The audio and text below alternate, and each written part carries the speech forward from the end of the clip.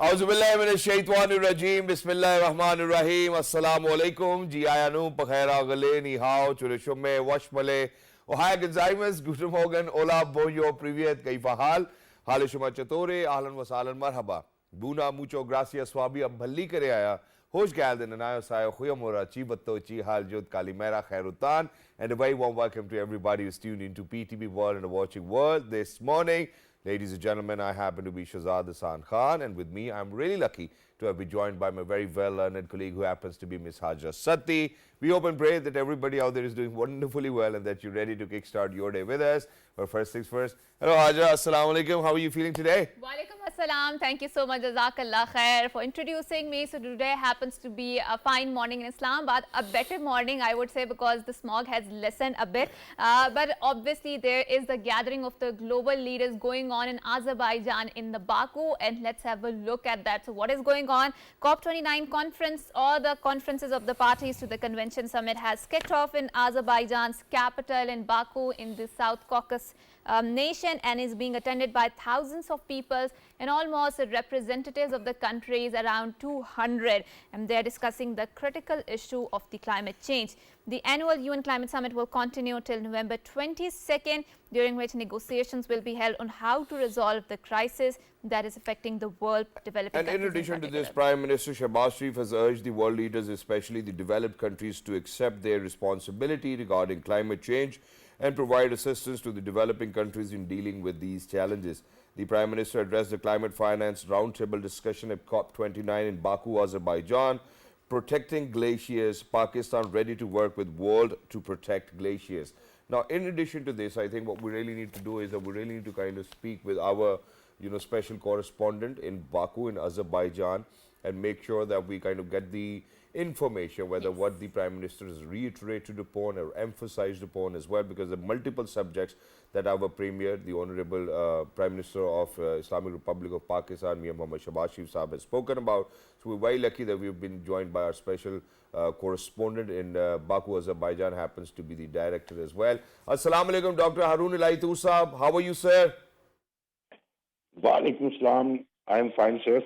Sir, thank you so much for joining us. Wonderful to have you. Thank you so much, Dr. Harun Ilaitur Saab. So, sir, please update us about what has Prime Minister Shahbaz Sharif urged the global leaders, especially in the Baku, and considering the fact that Pakistan is on the forefront of the countries, and it is the part of the grouping called Vulnerable 20 or V20. Well, first of all, I am very much happy to hear from Hajra about a healthy morning here at Islamabad. That is the much-awaited morning in Pakistan, especially while we have widespread smog on the plain areas of the Punjab, especially. Yes. Here at Baku, world leaders are discussing the same challenge, the climate challenge that the world is facing as a threat for the future, even for a better future. For our new generations. Here, Prime Minister Mohammad Shahbaz Sharif has a very pressing engagements with the world leaders. Yesterday, during the opening session, Prime Minister was the epicenter in the whole conference, and the different world leaders, including the British Premier and the Tajik President, Turkish President, UAE President, and many other world leaders have a very fruitful, informal discussion with the Prime Minister Mohammad Shahbaz Sharif. Today he is going to deliver a keynote speech at the Leaders Summit, and it is expected that the Prime Minister Mohammad Shahbaz Sharif will present a future vision for a healthy environment throughout the globe. Exactly. And Dr. Saab, in addition to this, there's been a debate about, the implementation of effective glacier monitoring program. And our Premier, the Honorable Prime Minister, has actually spoken with the international community to protect the glaciers. Do you have any updates on that as well, as to what sort of conversation has already taken place? Yes, there was a high-level event that was hosted by the Tajik President. That is the traditional event of the COP platform, where Prime Minister addressed the world leaders and presented his vision. Especially, he emphasized over the preservation of the glaciers throughout the globe. He called upon the world community to manage the ever high rising temperature. Prime Minister was of the view that if we are not able to control the temperature, the glaciers would not be preserved, and resultantly, the glaciers that are our life, as Prime Minister mentioned, we would not be able to get even to get the drinking water.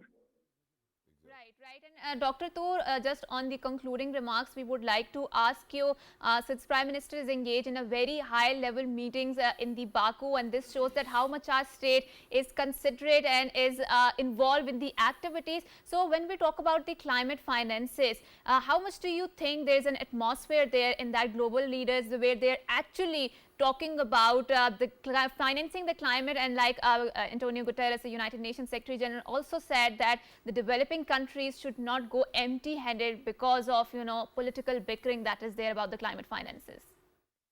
Well, Prime Minister hosted here at Baku a round-table conference regarding the financing to the challenge of the climate change. Prime Minister of the view that the developing countries need almost $6.8 trillion during the next 5 years to tackle the menace of the climate change. Prime Minister especially stressed over the world community, world leaders who are attending the COP29 here. Around 100 plus world leaders are here at Baku. Prime Minister of the view that the world should, especially the rich world, the developed world, should come forward and have to provide the financing to the developing countries so that they can tackle the challenge of the climate change. As far as the loss and damage fund is concerned, as you know, that this was the idea was placed by the Prime Minister Mohammed Shahbaz Sharif at COP27, and that was well conceived by the COP on its official agenda, and it was adopted by the COP. At present, the developing world is expecting more than $40 billion. That would be increased by the $100 billion next few years as a grant to the developing countries to tackle to face the challenge of climate change. Exactly. Thank you so much, Dr. Saab, for your time. We hope that, that meanwhile you're in Baku, that we will still be able to connect with you in days to come as well and ask you about the recent updates. But while we are at it, I think I would want to kind of update all of my Pakistani audiences who are out there, because we go out in 46 different countries, alhamdulillah, that smoke conditions will persist throughout November and December in the plains of Punjab due to prevailing atmospheric conditions. National Emergency Operations Center advises to take precautionary measures to mitigate the effects of smoke. National Emergency Operations Center has forecast that smoke conditions will persist throughout November and December in the plains of Punjab. Urban centers such as Lahore, Faisalabad, Multan, Bahawalpur, Peshawar, Mardan and Naushera are expected to experience smoke during these months. The public has been advised to take precautionary measures, including avoiding unnecessary outdoor exposure and wearing masks to mitigate the effects of smoke. Right, and we hope and pray that the situation becomes better, and I think our state is very, very serious about tackling this poisonous air problem. So now moving on to another very interesting news. So 3-day celebrations of the 555th birth anniversary of Baba Guru Nanak, the founder of Sikhism, will begin today at his birthplace, Gurdwara Janam Asthan in Nankana Sahib. All the arrangements have been completed, and the Sikh pilgrims from the various countries and within Pakistan continue to arrive in Nankana Sahib to participate in the celebrations. And I think they have very sacred places here in Pakistan. We are really glad that there is this religious tourism where people can come and pay tribute to their religious founders who is entombed in Nankana Sahib. And speaking about the rich cultural diversity of Pakistan, and especially when we are sitting in Islamabad, the rich cultural history of our city, Islamabad, we will further develop this conversation. But I guess, Shahzad, so it also happens to be World Kindness Day. Why don't you tell us about it? Exactly. So, so we've always been, kind of giving out this statement that everybody needs to be kind to every other person. Make sure that you should say your salams first as well. So imagine today is the day when we're celebrating kindness. World Kindness Day is being observed today with an aim to promote kindness, compassion and foster harmony. The day was introduced in 1998 by the World Kindness Movement, a coalition of kindness organizations from various countries brought together at a conference in Tokyo in 1997. Since then, the day is being celebrated in several countries, and its emphasis has been to overlook boundaries, race and religion and promote a peaceful coexistence. Well, that's exactly what we want. Right. But is the world we live in very kind? I think the first most conversations should start from us. Are we kind to ourselves in the first? And a lot of people construe kindness to yourself as selfishness. No, it's not selfishness. They are two very different terrains. Selfishness is when you are constantly nourishing your lower self, and kindness is when you are constantly going in the pursuit of nourishing your higher self.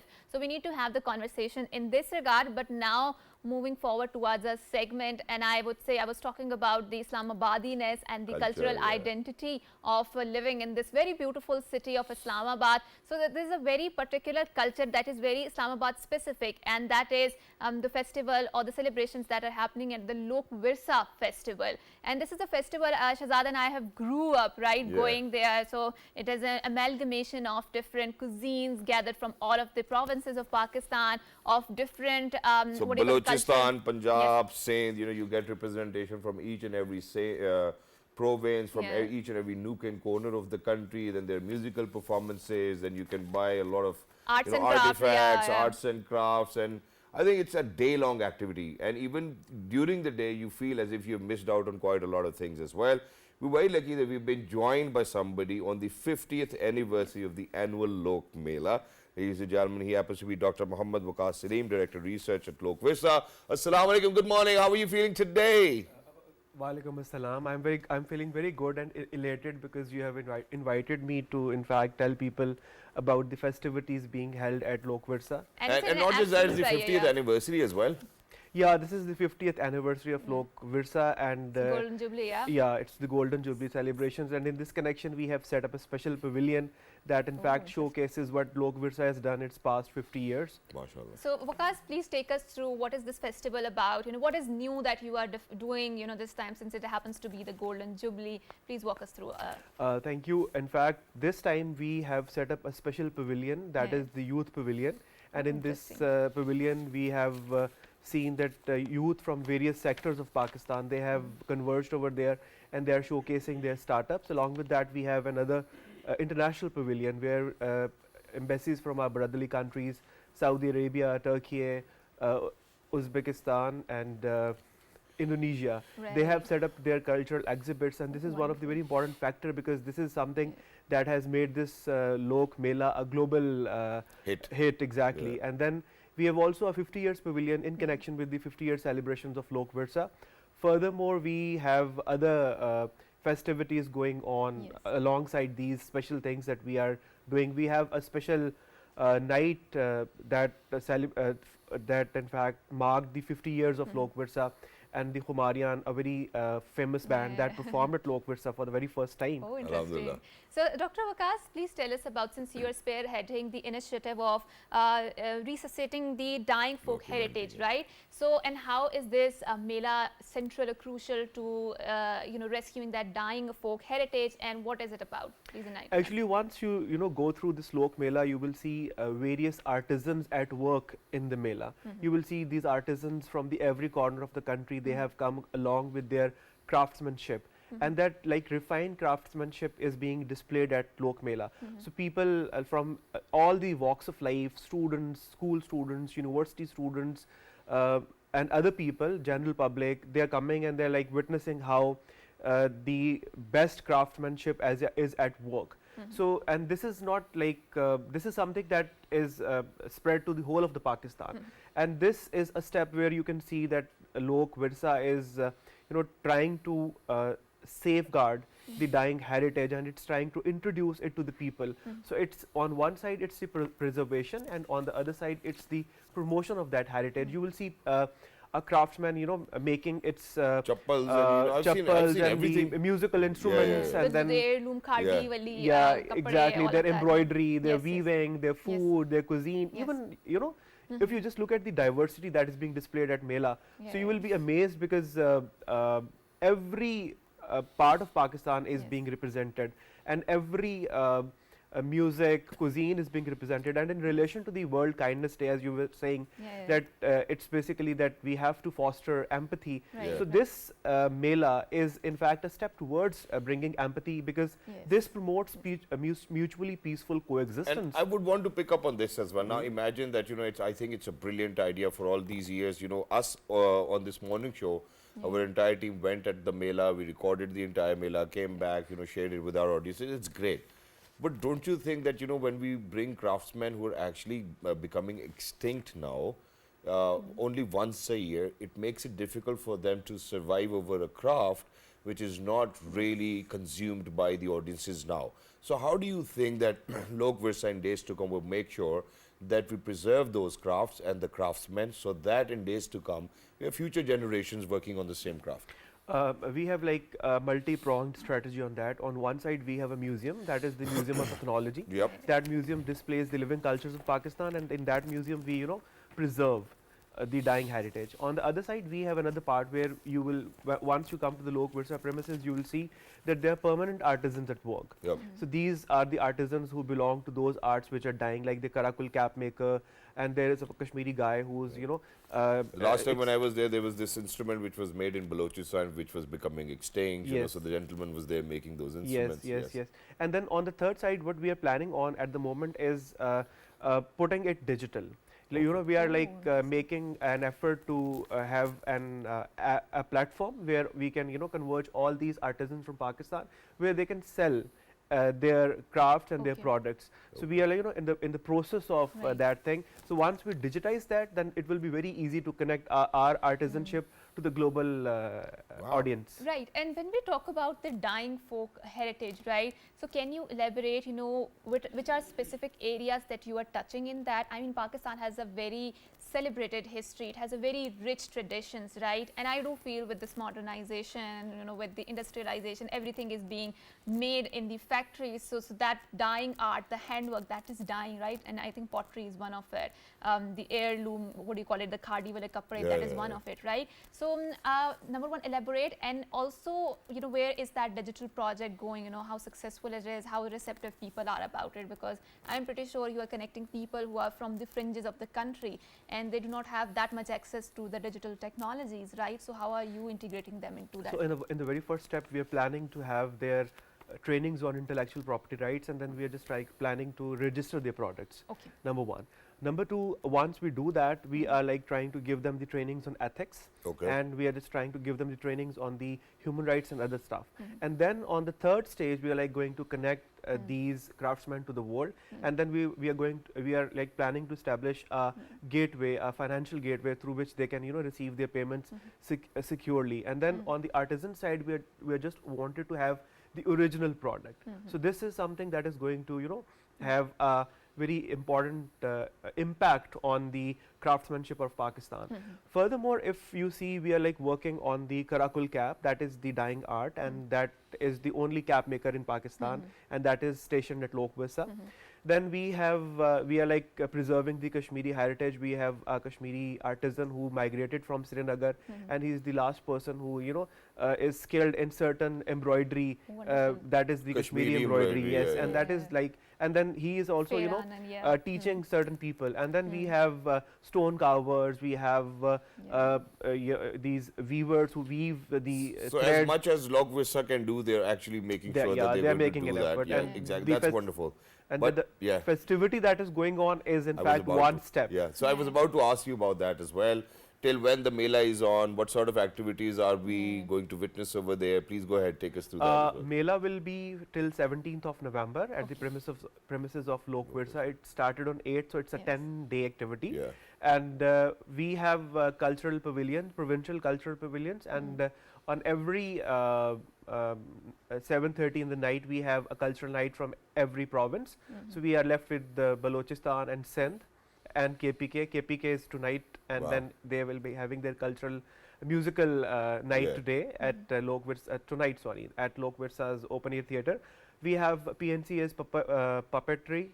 we have other cuisines, dances, all sorts of craftsmanship, Chappa dry kebab, foods, sajia. everything. Yeah, You yeah. just like name it in the Pakistan, you will have it in Lok Virsa. Mashallah. So you will see all the Pakistan, traditional Pakistan converged in the premises of Lok Virsa at the moment. Right, and thank you so much, Waqas, for being here, for elaborating about one of the very oldest festival, or I would say Lok Mela, that is being held in Islamabad, and it will remain till the coming Saturday. So make sure you go out there and enjoy the festivities, because I think in our culture, so dining and going out is the only form of the activity or the entertainment activity, right? But I think these festivals are a fresh breather for a lot of people who want to go and enjoy the city life out there, because you're going to not just get an amazing culinary experiences out there, but you're also going to witness the different colors of Pakistan's and direct or a very rich history. Once again, thank you so much for coming here, and we're going on a short break. After we come back, we have an interesting discussion lined up. Don't go anywhere. Good morning. Good morning.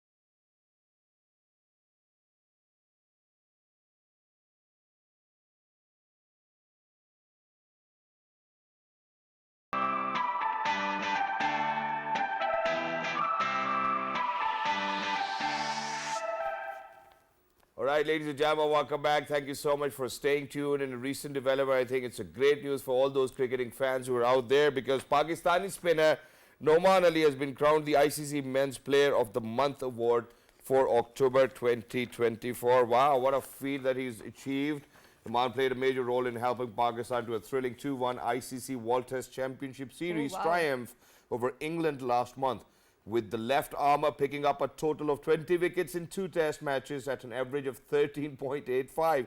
Unbelievable. His heroics across the series were enough to edge South Africa pacer Kagiso Rabada and New Zealand spinner Mitchell Santner to claim the monthly award and become the first men's winner from Pakistan since Babar Azam was rewarded in August last year. Wow, that's very interesting and amazing. And there's another very interesting news, and that is about how animals also make their journey. So penguins' rare trip to Australia from Antarctica is in the news, ladies and gentlemen. An emperor penguin traveled over 2,000 miles from its habitat in Antarctica all the way to the Australia. The penguin, which was found malnourished on a popular touristy beach in the town of Denmark, is now being cared by the wildlife experts in Australia.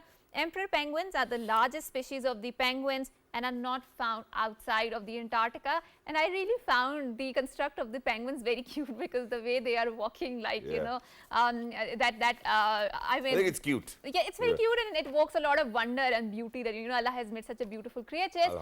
But now, as we are appreciating the existence of the animals, of the flora and fauna out there, I think we also need to talk about that how everyone has its own unique existence, and how that existence needs to be celebrated. So for people out there who are differently able, they are being empowered there, and there's a wonderful system out there, structures out there, which are making sure that their needs are also being catered to. They are being empowered, and they are also working there, exploring their business potential and making sure that they are bringing money and living a very healthy and sustainable life. So to talk further about how there's an institute in Karachi which is enabling the differently abled, we are very glad that we have been joined by Sana Ayaz, who happens to be the principal of the Karachi Vocational Training Center. Assalamu alaikum, Ms. Sana, and thank you so much for joining us. Wa alaikum assalam. Thank you so much for having me here. Proud and a tribute to the kind of services Absolutely. that you're providing to all of those people who actually now are feeling more inclusive as well. Let's get started with how you started your own journey, and then we'll come down to what sort of trainings are being taking place.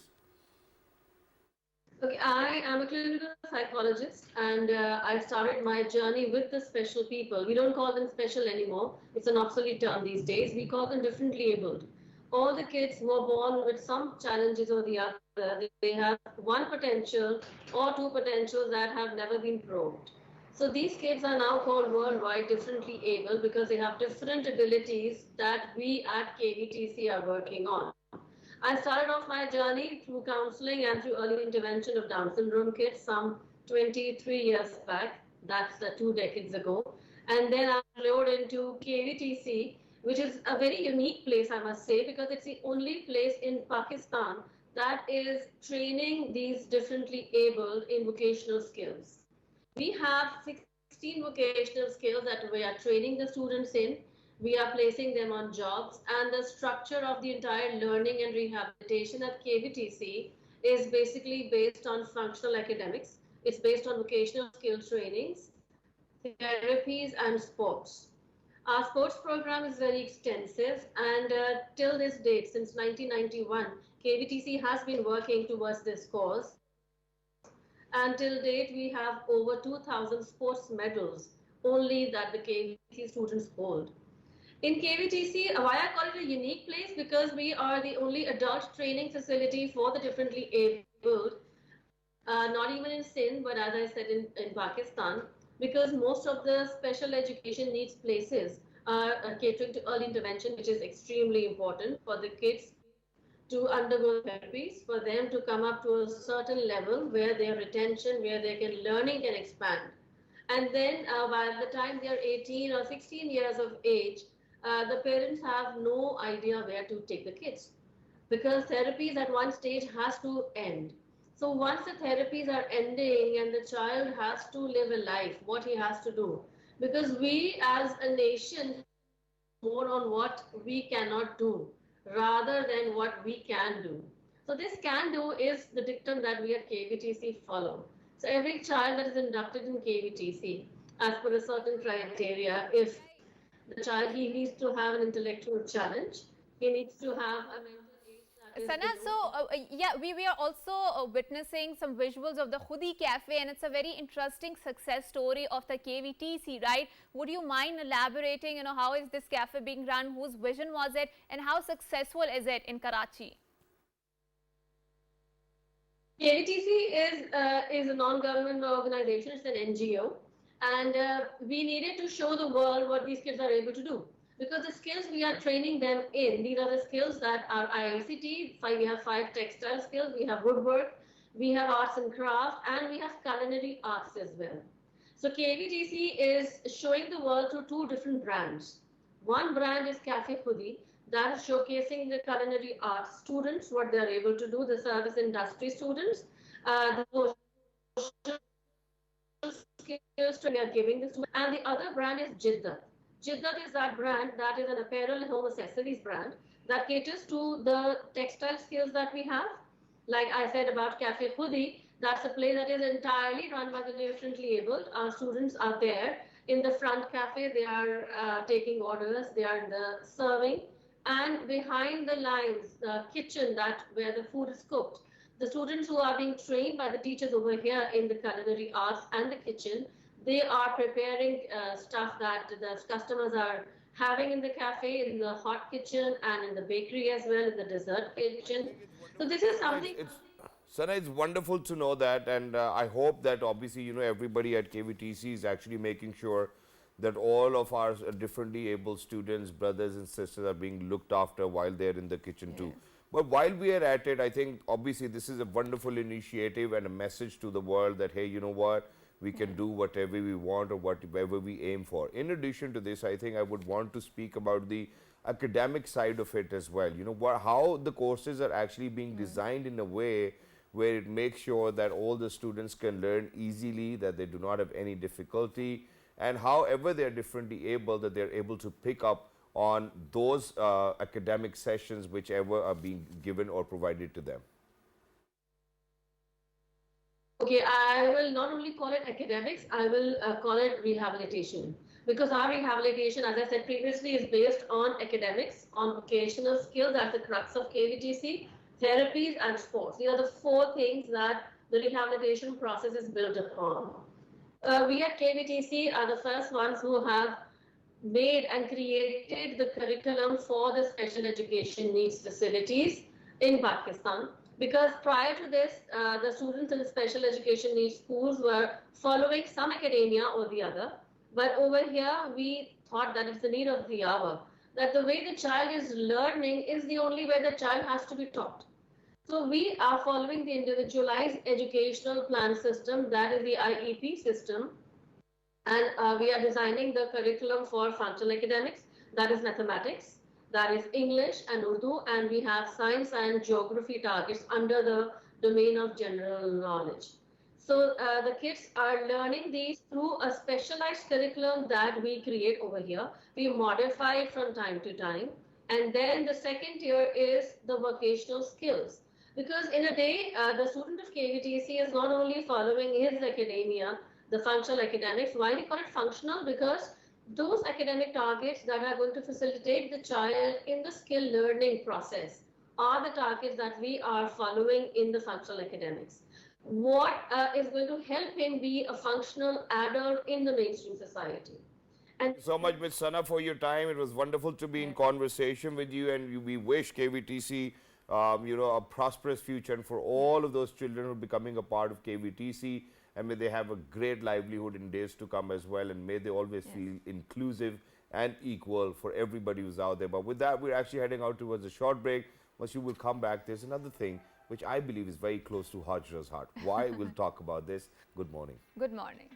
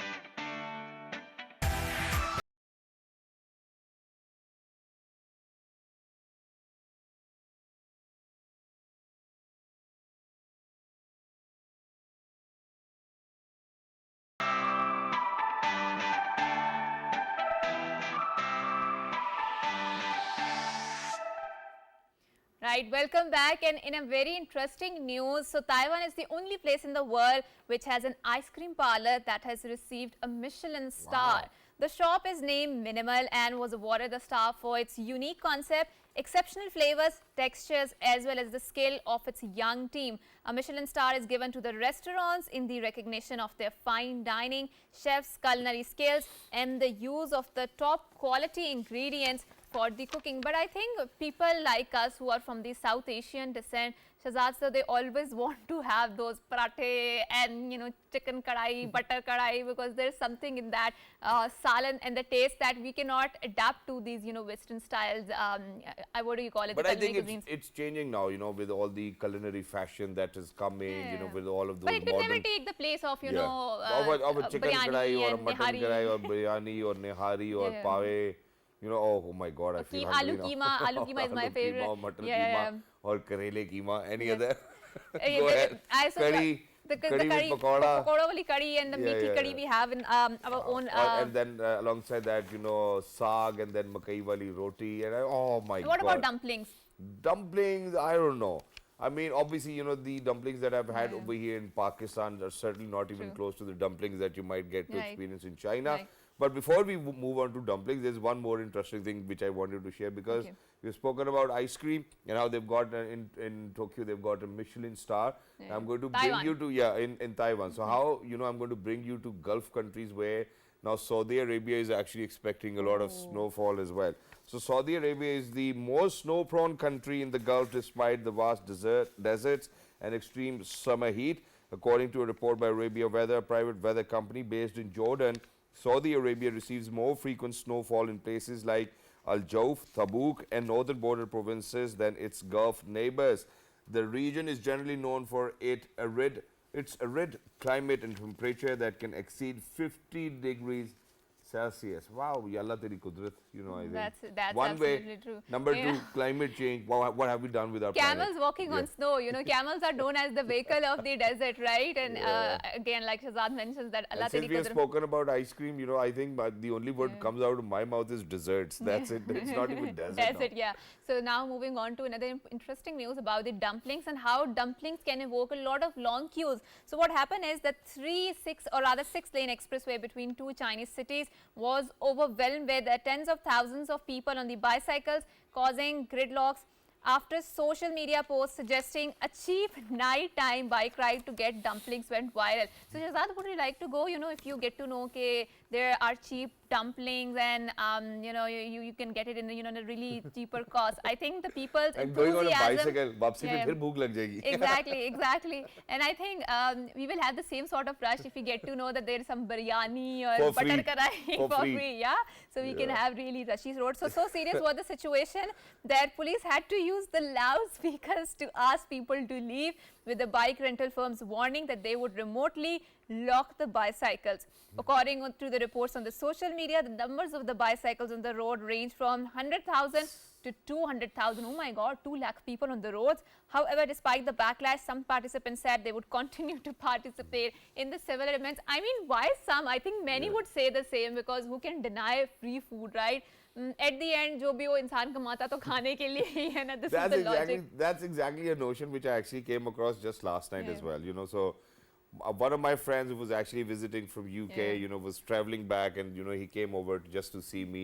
Right. Then all of a sudden he said, "Oh, you know, what if we go and have an ice cream shake?" And you know, I just couldn't resist it, because for the last 2 or 3 months I've been resting myself and I've been eating quite a lot, which I shouldn't. And you know, I obviously certainly want to kind of seek advice from Hajra on this as well. So we went at like 1 a.m. in the morning. Okay. Where did you go? Had a coconut shake. It Where was- did you go? I mean, I think it'll be more of branding than I think, but it's very popular shake place these days in F10. Okay. So went there and I had a coconut shake, which I've never ever had before as Right, well. right. And I think it was interesting for me to kind of experience that. But while we're at it, I think, and we have spoken about, you know, KBTC as well, and how, you know, specially abled people are actually becoming a part of our community and society. I think it's really important that we speak about how capacity building needs to take place, how we really need to make sure that we train our future generations. Ji, Right, Hajra. and that too for the younger generation. So to talk on this skill development for the youth, we are very glad we have been joined by Nasiba Shahzad. She is the director of the Knowledge Realms. Assalamu alaikum, Nasiba, and thank you so much for joining us. Walaikum salam. How are you? Good morning. Alhamdulillah, and thank you so much for joining us. It's an absolute pleasure. So what is the vision that you have in your mind for the skill development of the younger population, or I would like to say millennials, right? Okay. Well, thank you so much for all these opportunities and such a good platform where I have to speak on skill-based education. Let me tell you first of all that skill, you know, it is an ability, an art or an adaptability, which is the need of the hour today for our candidates and individual to stay connected, being adaptable and being, you can say, equivalent with the globalized world being going on. So, you know, being an educationist, we aim that we shall take all the, you can say, youth with us to be the proper part of this globalized digital world. Exactly, and you know, one of the challenges that I do see in the future in the millennials is that they are really shy to communicate, and communication certainly happens to be one of the most important tools that the world has used over and over, you know, decades long, you know, and made sure that they're going to get what they actually wanted out of it. How do you think that you're actually making sure that the youngster of today is well versed and is able to communicate with whoever he or she wants in the rest of the world? Very true, Shehzad Saab. You know, this is a very, you can say, challenging and critical dilemma being going on in the world, which is being faced by our youth, particularly in the field of communication. And you know, communication is not only to communicate, nowadays in this global platform, we have to communicate not only through, you can say, verbal, but through, this you can say IT platform, and through all these technical fields we have to communicate well. So if we are unable, unfortunately, to perform well in this field, we cannot even go a step beyond and to be parallel in this very much, you can say, global field.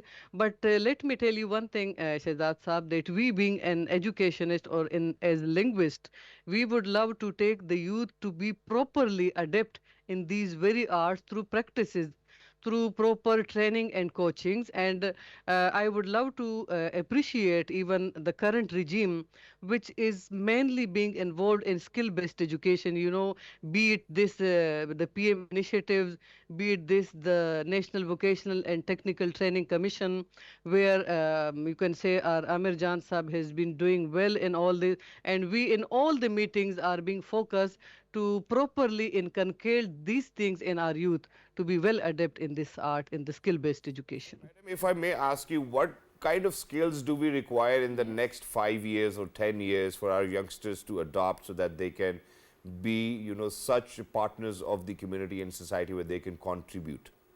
Yeah.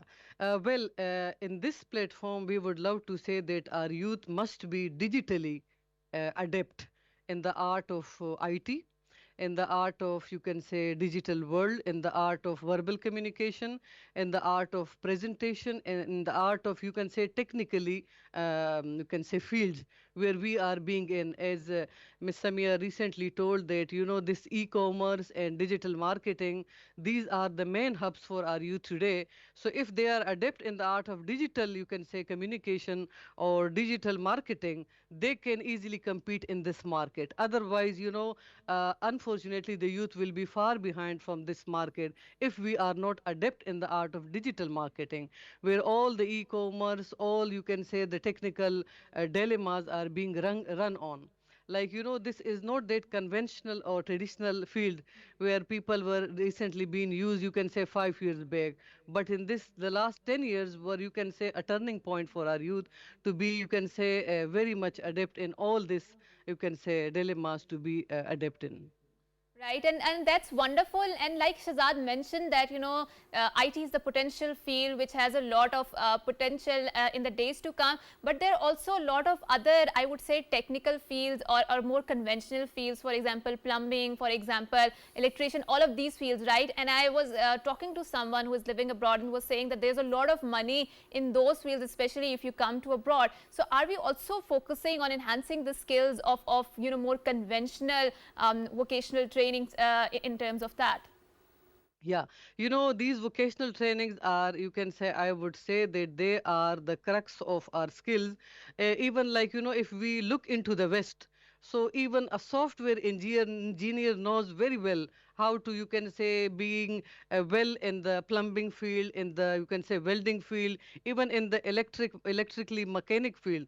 But if these fields are, or you can say, these skills are being acquired in all the educational setup, so I hope that together with these vocational and technical fields, with the amalgamation of digital fields, we can expect that only then we can compete in the world. Otherwise, we can be educated but not technically, or we cannot be even sound in our fields. Right, and thank you so much for elaborating on that concept. And in the days to come, we will definitely continue to talk on this very essential and important topic about vocational training and making sure our younger population is skilled with the changing world. So until next time, it's a goodbye, Allah Hafiz, and good Good morning. morning. Have a great day. Thank you so much.